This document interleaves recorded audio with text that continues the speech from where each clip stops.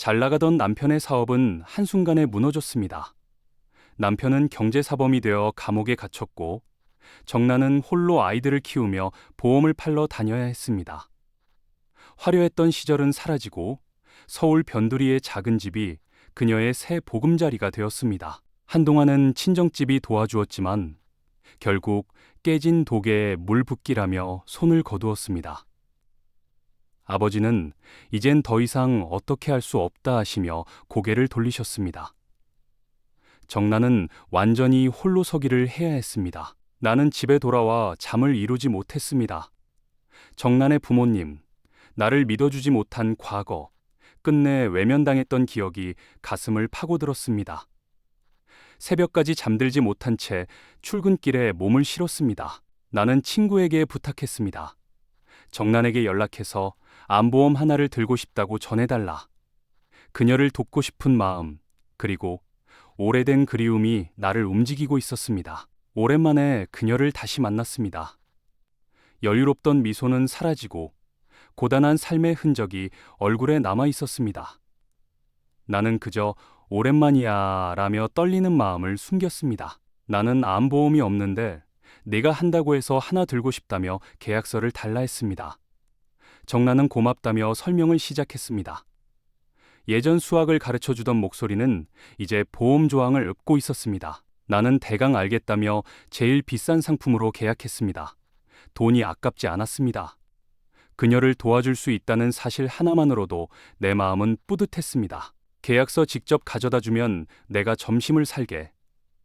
그렇게 말하고 나는 다시 직장으로 발길을 돌렸습니다.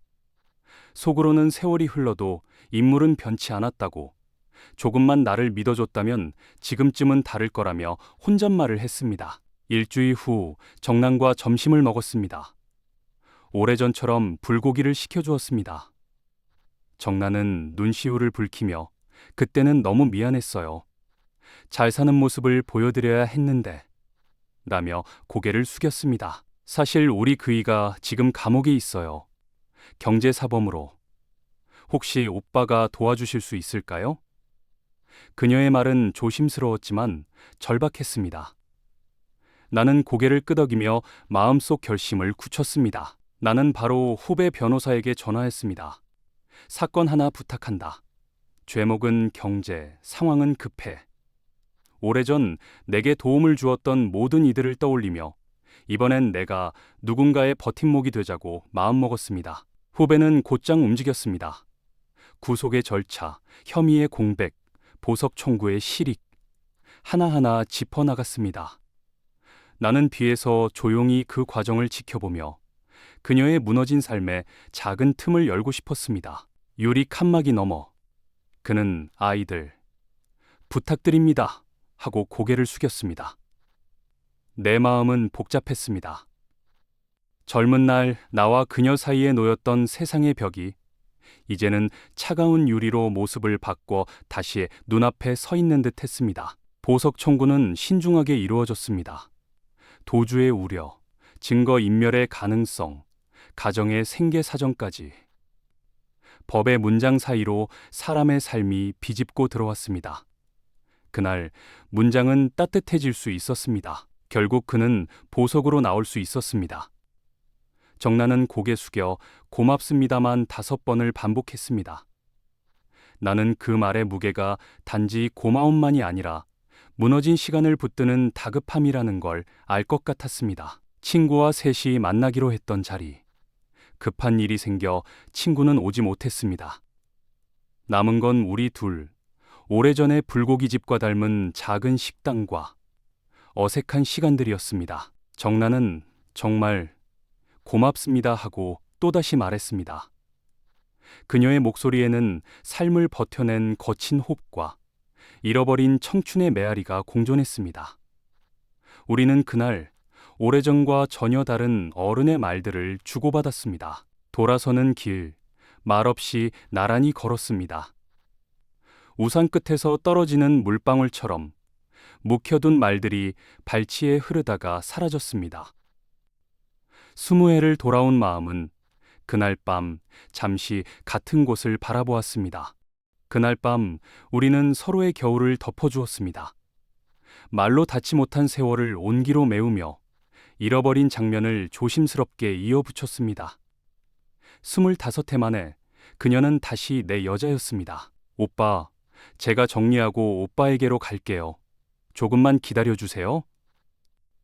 새벽의 빛처럼 짧고 선명한 문장이 내 가슴을 환하게 비추었습니다. 세상이 다시 시작되는 소리가 들렸습니다. 나는 세상을 다 가진 듯 했습니다. 잃어버린 봄이 다시 돌아온 듯 했고, 운명이 아니라 믿었던 결혼을 이제 정리하려고 마음먹었습니다. 미래는 새롭게 시작될 것 같았습니다. 며칠 뒤 부산에서 국회의원을 하고 있는 사법연수원 선배가 저녁 자리를 청했습니다. 그는 미소 지으며 말했습니다. 부산 처가가 유지라 들었네. 가장 유리한 지역구를 줄 테니 정계로 오게. 그의 말은 내 운명을 송두리째 흔들었습니다. 헤어지기 전 선배는 내 어깨를 툭 치며 말했습니다. 주변 정리는 잘하고 오게. 짧은 한마디였지만 내 마음 깊은 곳까지 파고드는 묵직한 울림이 있었습니다. 그런데 아침 아내가 어제 만난 여보 선배가 정계로 나오라고 하죠. 어제 아침 부산 작은 아버지가 전화하셨는데 며칠 전 당신을 적극 추천하셨대요. 역시 우리 작은 아버지셔. 전 그 이야기를 듣는 순간 정난이와 다시 함께할 수 없겠다는 생각을 하게 되었습니다. 아내의 작은 아버지는 부산 정치 바닥에서 힘께 나쓰시는 분이었습니다. 그 아침 정난에게서 전화가 걸려왔습니다. 하지만 나는 받지 않았습니다. 아니, 받을 수 없었습니다. 과거의 배신을 떠올리며 내 행동을 합리화했습니다. 이번엔 나의 차례다. 처가의 힘은 막강했습니다. 선거 사무소가 차려지고 아내는 고향 친구들과 함께 유세에 나섰습니다. 나의 이름이 현수막에 걸릴 때마다 내 마음 한구석에서 정난의 이름은 희미해져 갔습니다. 나는 유세 현장에서 힘차게 외쳤습니다. 약속했고 설득했고 웃었습니다. 군중의 환호가 파도처럼 몰려올 때 내 안의 작은 목소리는 조용히 속삭였습니다. 정말 원하는 게 이것이었나? 개표가 다가올수록 자신감은 커졌습니다. 사람들은 승리를 확신했고 나도 웃으며 화답했습니다. 하지만 내 마음은 달랐습니다. 책상 위에 놓인 작은 쪽지가 자꾸만 떠올랐습니다. 조금만 기다려주세요. 그녀는 몇 번이고 전화를 걸어왔습니다. 그러나 나는 받지 않았습니다. 정치인은 사적인 감정에 흔들리면 안 된다는 말로 내 마음을 속이며 결국 가장 소중한 사람을 또다시 밀어냈습니다. 선거의 밤, 개표 방송에서 내 이름이 호명되자 사람들은 환호했습니다. 나는 국회의원이 되었습니다. 시골 가난한 집 막내 아들이 마침내 권력을 쥐게 된 순간이었습니다. 그러나 가슴속 한쪽은 텅 빈 채 울고 있었습니다. 나는 권한과 명예를 손에 쥐었지만 마음속에는 여전히 그 쪽지가 남아 있었습니다. 정리하고 오빠에게 갈게요. 그녀의 글씨가 내 영혼 깊은 곳을 흔들었습니다. 우리가 다시 만났던 그 벤치를 찾았습니다. 낙엽이 바람에 날리며 사라지는 소리가 나와 그녀의 인연을 닮아 있었습니다. 그날 나는 처음으로 내 선택이 얼마나 잔인했는지 직면했습니다. 이제 나는 70을 훌쩍 넘겼습니다. 서재벽에 걸린 사진 속 젊은 얼굴들이 나를 바라보는 듯합니다. 권력을 쥐었지만 그 눈빛은 사라졌습니다.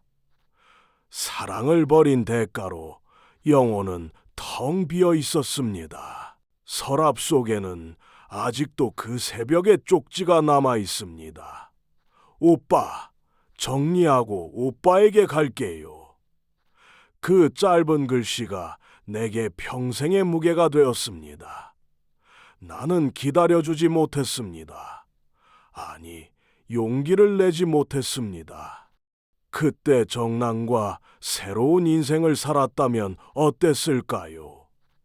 가난했어도 더 따뜻하고 진실한 삶을 살 수 있지 않았을까요? 성공이란 이름은 내 손에 남았지만 행복이란 이름은 영영 닿지 못했습니다. 나는 결국 사랑을 완성하지 못했습니다. 성공을 위해 이번엔 내가 그녀를 버렸습니다. 여러분이라면 어떻게 하셨을까요? 돈도 명예도 다 가졌지만 결국 내가 끝끝내 찾지 못한 건 그녀였습니다. 긴 영상 봐주셔서 감사합니다. 이야기가 재미있으셨다면 좋아요, 구독, 알림 설정까지 부탁드립니다. 언제나 여러분과 함께하는 노을빛 라디오.